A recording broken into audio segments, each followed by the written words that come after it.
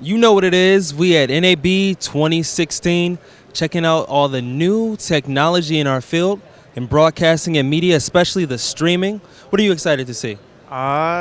Just to meet new partners that want to work with the Downtown Podcast and the Podcats. Other than that, the new technology and stuff. Drones are pretty interesting. There's some new stuff going on with those. Other than that, just the streaming, man. Yeah, and virtual reality. Let's check it out.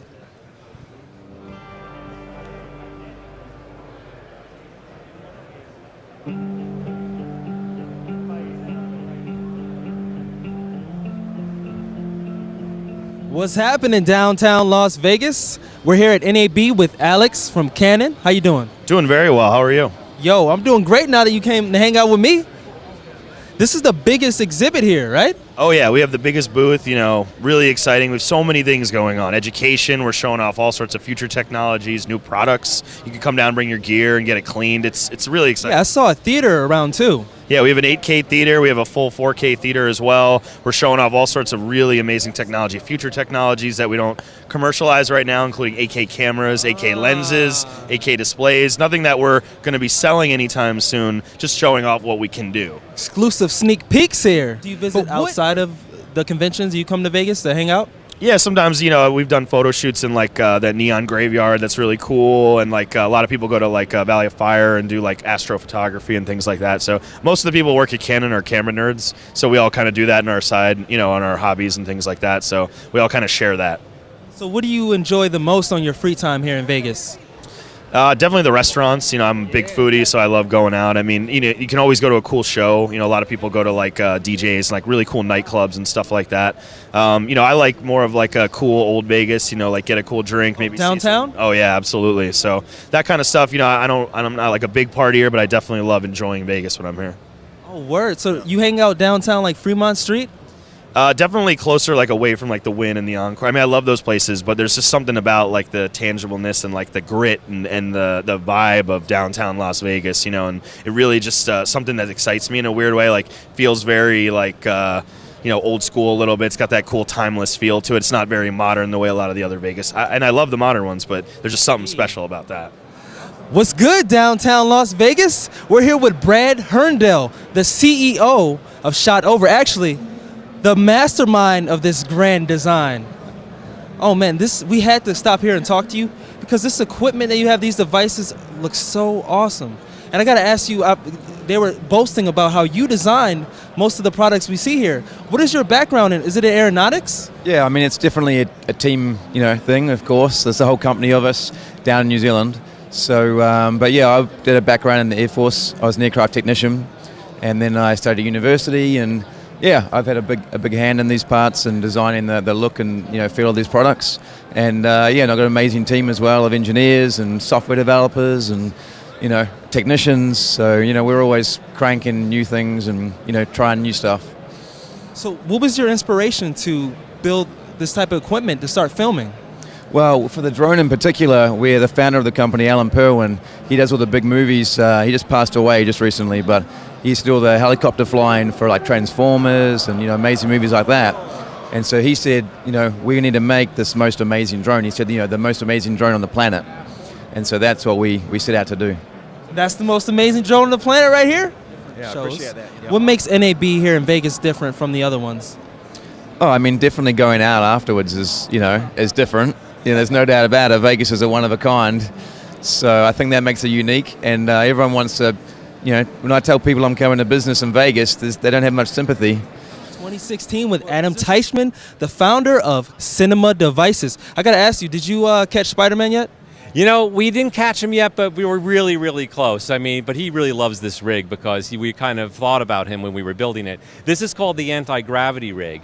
And what it enables cinematographers, filmmakers to do is to get floor-to-ceiling shots without the use of any counterweights at all. So this entire rig weighs about 20 pounds. Only 20 pounds? Yep. Now the unit on that it's holding is probably about 25 pounds worth of gear.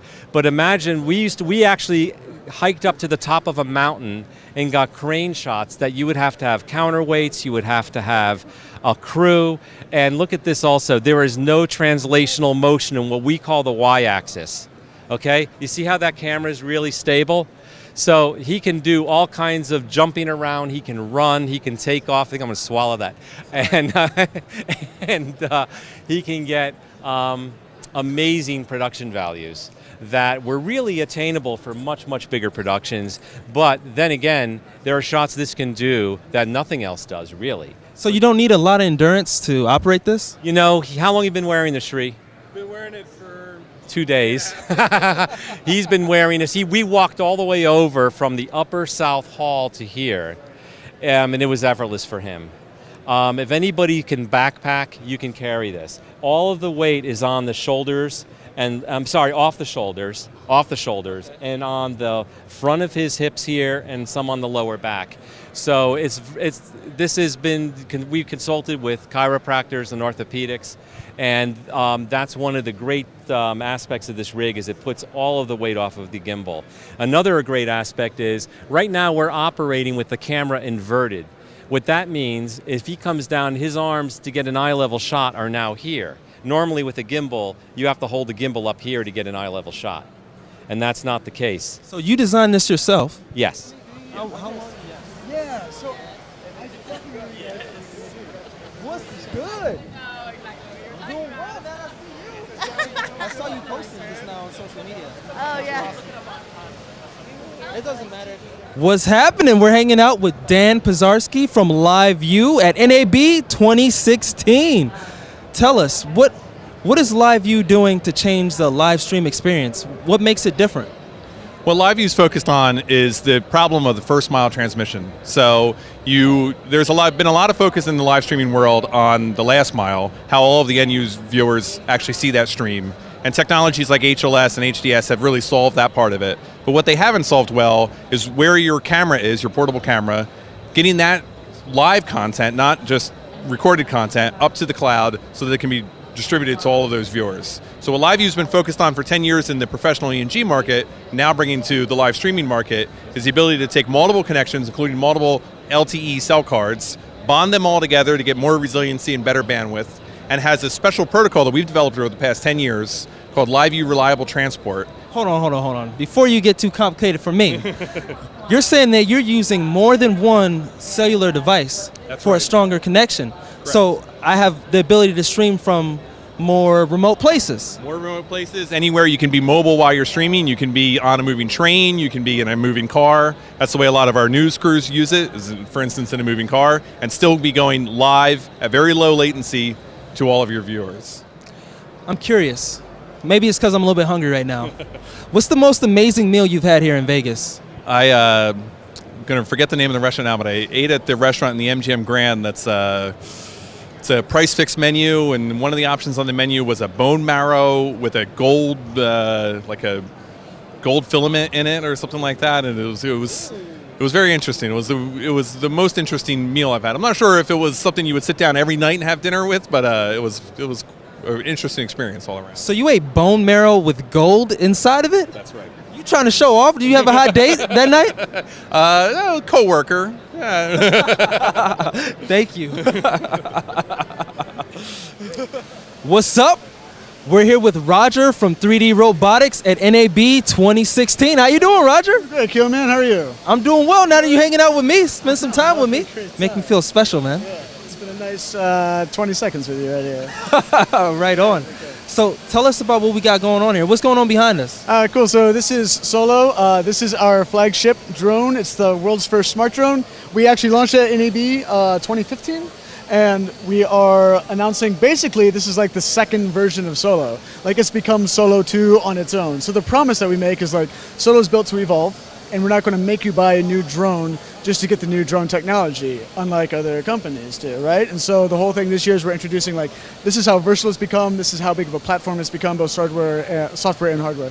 You said the world's first smart drone. What is a smart drone and a dumb drone? What's the difference? Yeah, that's a good point, because it's smart is such a buzzword. It's like cliche and empty now, right? But the reason we use it is basically shorthand to talk about something that's really complex. So most drones have an autopilot in them, right? Which, they hold position, tells them which way they're facing.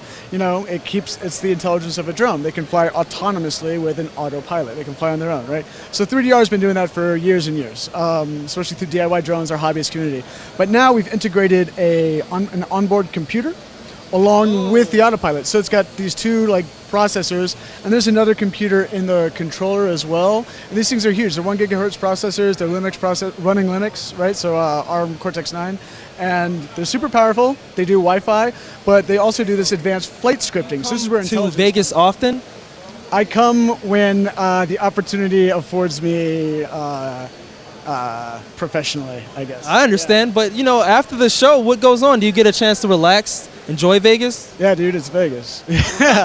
Yeah, we have a good time. But I mean, I don't know how frequently you come to this city, but it does. I live here. Yeah. Oh, you do? Okay, great. So I would love to talk to you afterwards then and get away from, the veneer of downtown. Here, I'm in the Venetian. They polish the floors so hard, right, that someone slipped in their wingtips and seriously hurt his neck. He was on a stabilizer, right? And so it's like the veneer. Someone from 3DR? No, it's just some guy. So it's like the veneer of Vegas is literally deadly, And so I would like to talk to you about what's off the strip and.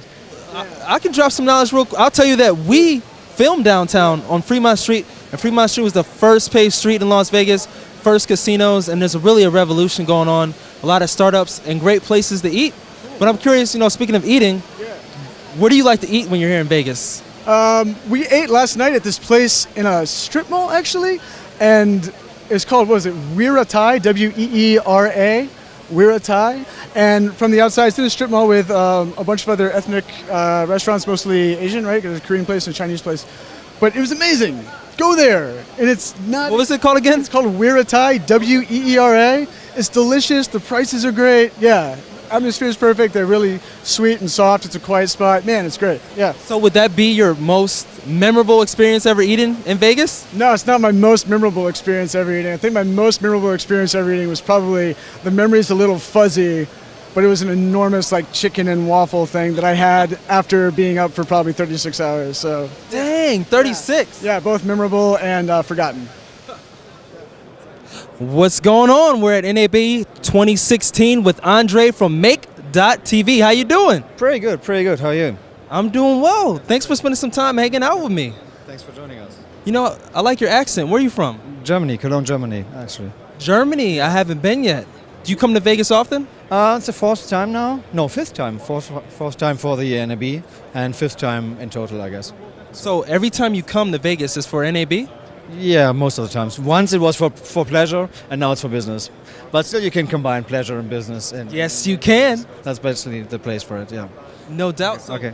let's get to the business first. Make TV. Why is it important?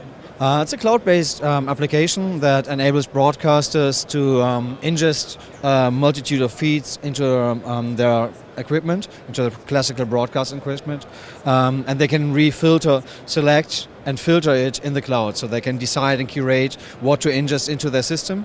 So they're going to be doing a pre-filtering outside of traditional broadcast equipment, saving them money and enabling them to acquire lots of feeds, like thousands maybe, instead of... Thousands. Yeah, it might be. Basically it's cloud-based, so it's unlimited. We can scale it. So how are they collecting all that video footage from people? Is it from people's cameras? Might be coming from your camera, might be coming from a mobile device, from a big professional Sony or Panasonic device, or might be coming from a streaming device like a gamer's computer even. Oh, really? So we're doing a lot of game streaming as well. That will then be finally being broadcasted to Twitch and NAB, I guess.